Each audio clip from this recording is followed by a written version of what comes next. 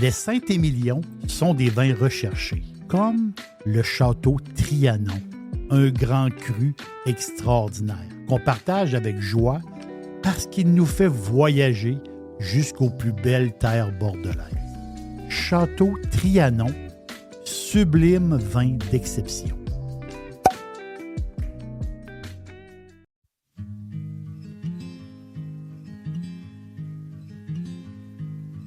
Darling, you know that I want things to go our way. I'll try to reach you to lean every single day. I wanna be somebody that you wanna love. Don't wanna reach far, another wanna color your world.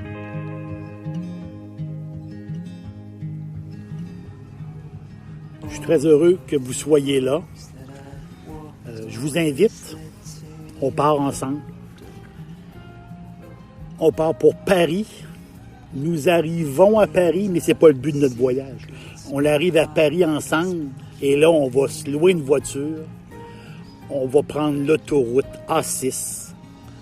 On va faire 2 heures de voiture pour se rendre à Chablis. Chablis, superbe petite ville fleurie, extraordinaire, Chablis. On va se rendre à Chablis parce que Chablis, c'est la porte d'entrée de la Bourgogne-Franche-Comté. C'est le centre-est de la France. La Bourgogne-Franche-Comté, c'est un ancien royaume à l'époque médiévale. Et aujourd'hui, quand on pense Bourgogne, on pense vin, c'est sûr, on pense vin. Donc là, notre voyage, notre idée de voyage, c'est de Chablis à Dijon, ensuite de Mâcon à Lyon. On va faire 250 km. 250 km et il y a 4000 domaines. 4000 domaines. Et là-dedans, il y en a les plus prestigieux sur Terre. On est 60% en blanc, 30% en rouge, un peu de rosé et du crément, le fameux vin mousseux. Mais la Bourgogne, c'est 60% en blanc. Souvent, on l'oublie. Ce grand royaume du vin-là est divisé. Il est divisé en sous-régions. Donc, les Chablisiens, la côte de Nuits, la côte de Beaune, la côte chalonnaise ou les Mâconnais. Donc, mais une chose qui est sûre, c'est qu'il y a 2 héritiers de ce royaume, mais c'est le Pinot Noir et le Chardonnay. Pinot Noir et Chardonnay, bien, ils sont nés en Bourgogne. Les plus grands crus du monde entier, on s'y arrache. C'est inimaginable. Si on pense justement à Chablis, on a les Valmures, on a les Vaux-Désirs. Si on pense, mettons, à la côte de Beaune, on a les Cortons ou les Montrachet. Si on pense à la côte chalonnaise, on a les Givry ou les Mercurés. Les Mâconnais, on a les magnifiques Pouilly-Fuissé ou les Saint-Véran. Et la belle côte de Nuits, les Gevrey-Chambertin, les grands noms. Les Gevrey-Chambertin, Vos-Romanée, Romanée-Conti, Richebourg, le fameux Richebourg 1978, qui a été qualifié par plusieurs comme le meilleur vin que l'homme a vinifié. Richebourg, 78. Certains vont dire Cros-Parentout, le fameux Cros-Parentout. Il y a un débat qui se fait entre les deux, mais on y revient. Vous allez comprendre un petit peu plus tard. Donc, il y a beaucoup de noms. Hein? C'est difficile de s'y retrouver. Beaucoup de noms. La Bourgogne, bien, c'est un peu compliqué, mais je vais essayer de simplifier ça. Donc, oui, les vins haut de gamme. Oui, les premiers crus. Les grands crus, les premiers crus. Et il y a en Bourgogne, il y a des vins. Il y a des vins de tous les jours. Mais il y a une chose que la Bourgogne a de très particulier, c'est les climats. les climats. Il y a le climat. Le climat, c'est quand on regarde le ciel. Le climat, justement, il y a un avion qui passe au-dessus de moi. Le climat, c'est quand on regarde le ciel. Mais les climats, c'est quand on regarde le sol. Les climats en Bourgogne veulent dire les terroirs. Une partie de terrain délimitée dans un plan cadastral. C'est unique à la Bourgogne. Donc, c'est des parcelles de terrain qui possèdent des noms. Il y a 1463 climats en Bourgogne. 1463 climats. Pour comprendre un climat, c'est très facile. J'ai la maison où je demeure.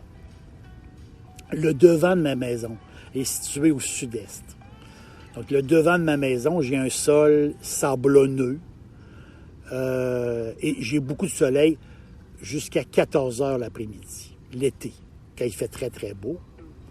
Et le sol, justement, le sol est un peu spécial, un peu sablonneux. Et l'arrière de ma maison, j'ai un boisé, j'ai un ruisseau et j'ai un peu moins de soleil, le soleil de fin d'après-midi. Donc, c'est comme si chez moi, si j'avais deux climats.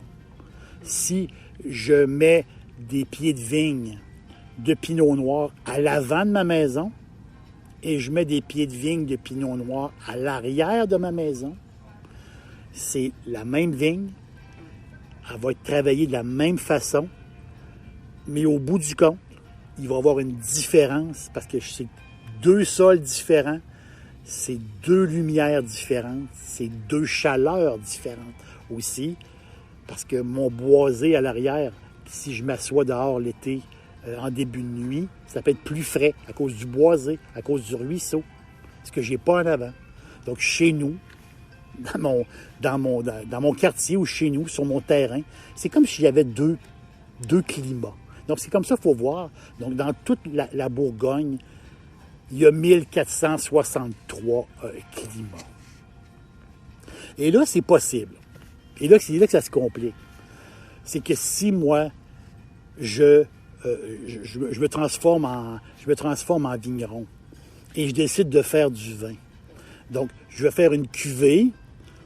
Je vais faire une cuvée pour l'avant de ma maison et je vais faire une cuvée pour l'arrière de ma maison. Et là, les jus, je vais les mélanger ensemble et ça va faire le vin, le vin d'aubergiste. Et ce que je peux faire aussi, c'est de faire une cuvée pour le devant de ma maison et que je vais lui donner un nom.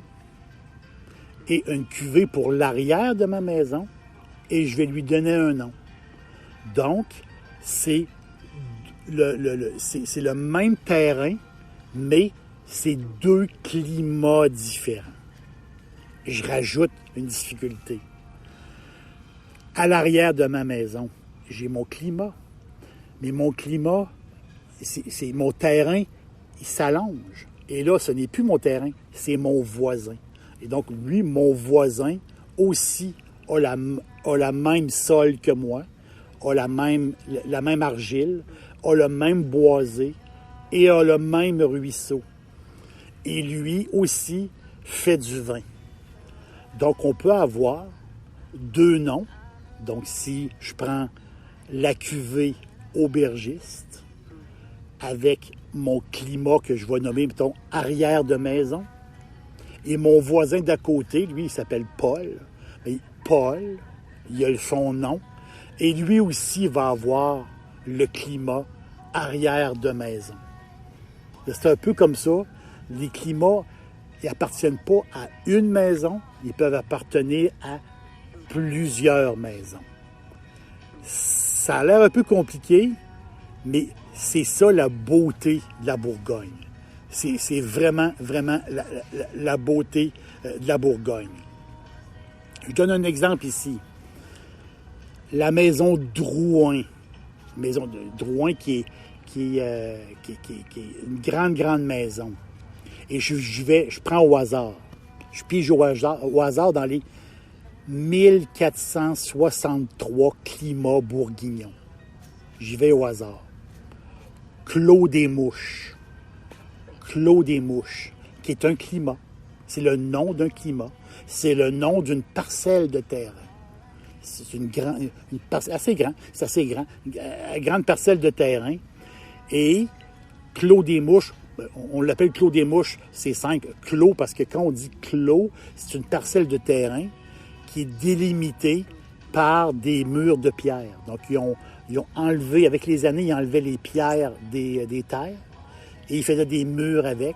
Donc, c'est un grand espace emmuré par des murs de pierre. Donc, c'est pour ça qu'on appelle ça clos. Et Clos des Mouches, pourquoi mouches? Parce que ces terrains-là, à l'époque, très lointaine, il y avait des ruches. Donc, il y avait un vignoble et des ruches. Et les Bourguignons appelaient les abeilles des mouches. Mon restaurant préféré de poulet frit, c'est Dixili à Charlebourg.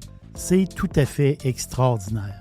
Maintenant, Dixili vous offre l'ultime Monsieur Burger. Un sandwich fantastique avec un gros morceau de poulet généreux et une sauce maison délectable. restodixili.ca. Donc, le fameux, je vais purement au hasard ici. Je sors un climat.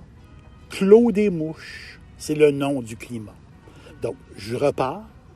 La maison Drouin, ça c'est sur votre bouteille. Quand vous regardez votre bouteille de vin, la maison Drouin, Côte de Beaune.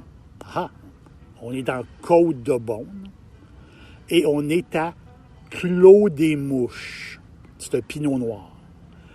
Donc, maison Drouin, en Côte de Beaune, ont un vin, Clos des Mouches. Et une autre maison, la maison Chanson. Chanson, aussi sur leur bouteille, il est marqué Côte de Beaune, Clos des Mouches. Et eux aussi, c'est un pinot noir. Donc, deux noms dans un même climat. Et là, ces deux vignerons-là vont travailler la vigne d'une façon un peu différente pour avoir sa personnalité. C'est tout à fait passionnant, le mélange, les histoires de climat en Bourgogne, c'est tout à fait passionnant. Les climats en Bourgogne, c'est comme le berceau de la viticulture du terroir. C'est un système, dans le temps, c'est un système qui paraissait, et même tout récemment, c'est un système qui paraissait assez vieillot. Le monde trouvait ça bizarre, des parcelles de terrain qui portent des noms et qui peuvent appartenir à une personne ou à plusieurs personnes. C'est un système assez vieillot. Mais quand on y pense aujourd'hui, c'est devenu un modèle. C'est devenu un modèle pour la viticulture de terroir. Aujourd'hui, on veut savoir d'où viennent les choses. On veut savoir d'où vient ce qu'on consomme. Et cette technique-là, qui est très, très ancienne, mais aujourd'hui, c'est extraordinaire parce qu'on peut savoir exactement, oui, c'est tel producteur, mais on peut savoir exactement à quel endroit le vin qu'on boit, exactement à quelle place est située la vigne. C'est tout à fait extraordinaire. Et ce qui se passe en Bourgogne, bien, les autres, oui, c'est un système très vieillot, mais aujourd'hui, qui est rendu très moderne, si je peux dire. C'est impossible pour moi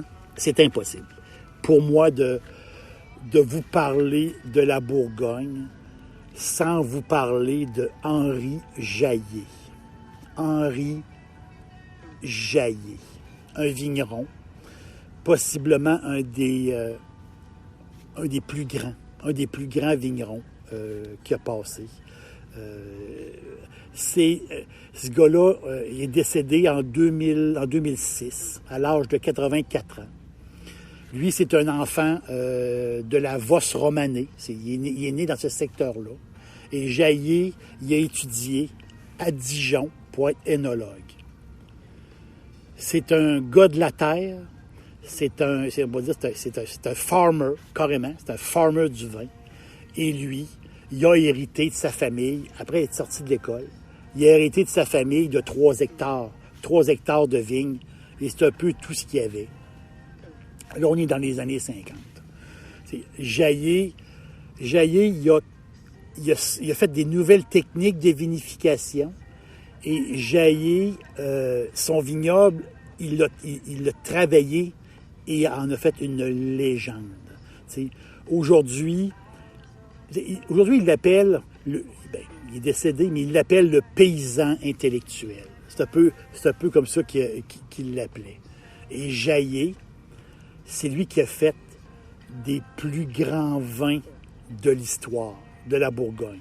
C'est les plus grands vins. Il y avait une technique, lui, d'érafler en douceur. Donc, érafler, ça veut dire qu'on détache le fruit de la tige.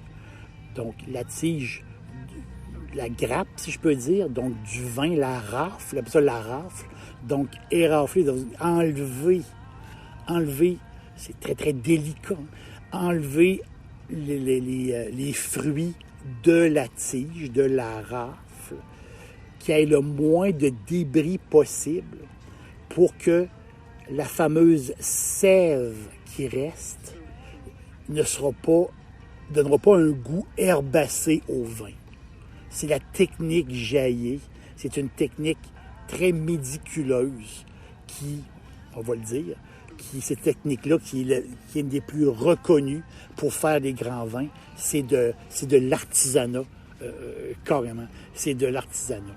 C'est ce qu'on retient aussi de Jaillé, c'est que ce gars-là, il vivait dehors. C'est pas compliqué. Il vivait dehors, il marchait son vignoble. Et il l'a toujours dit, Jaillé de son vivant. Si un vigneron a plus de 6 hectares à s'occuper, il doit absolument déléguer. Un vigneron travaille 6 hectares, pas plus. C'est trop de travail. Il faut être constamment dans son vignoble et de surveiller ce qui se passe. T'sais, il a dit aussi Jaillé, il dit un bon Bourgogne, ça se boit jeune et ça peut tenir jusqu'à l'éternité. Puis c'est un peu drôle ce qu'il disait aussi. Il disait, un de ses plus beaux compliments qu'il a eu, c'est quand des experts goûtaient à ses vins.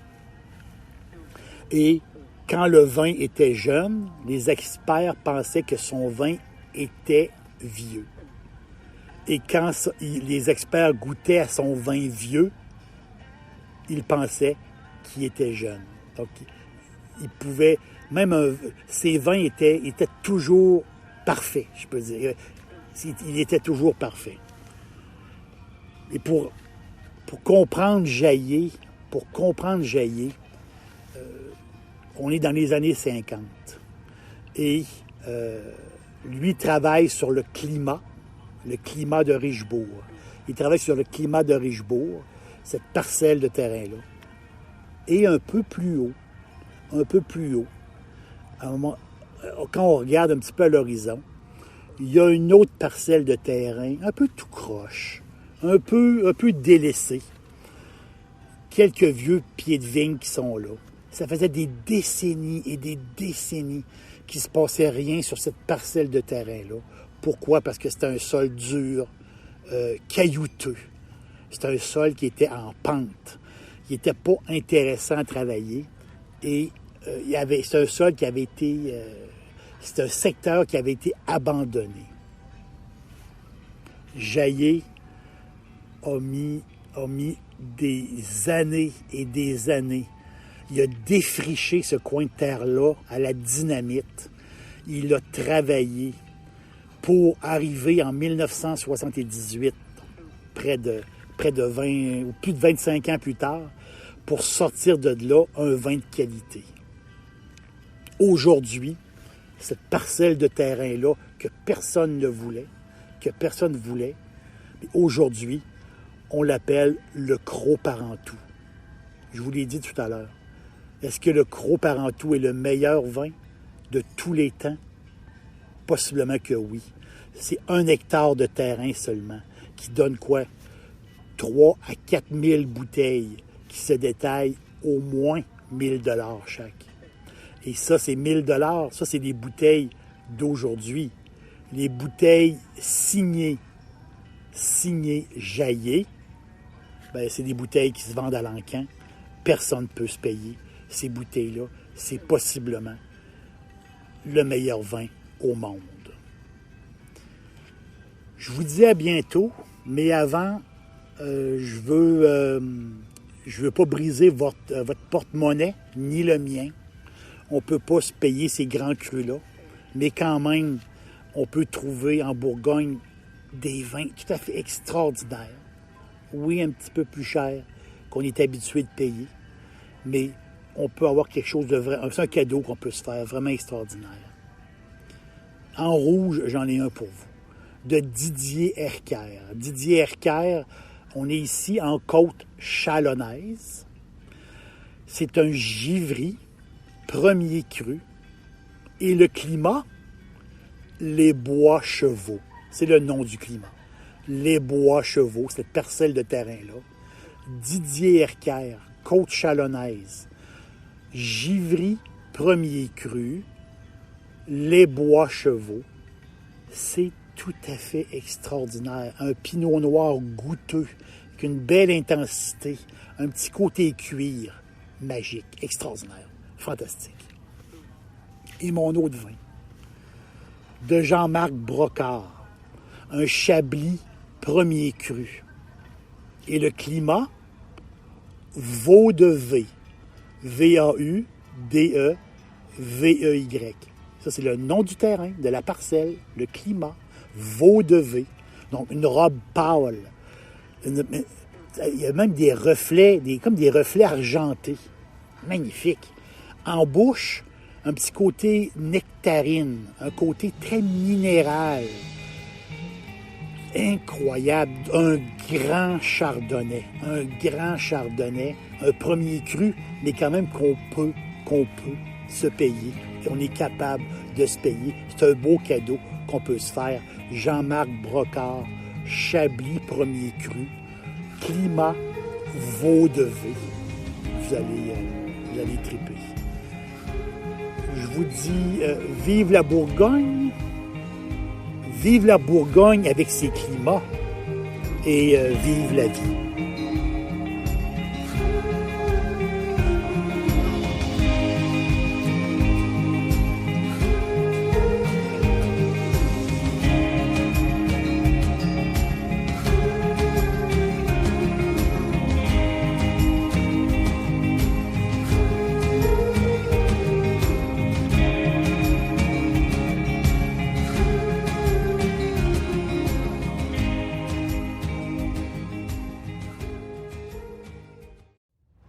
J'adore cuisiner et c'est toujours facile avec Firebarn.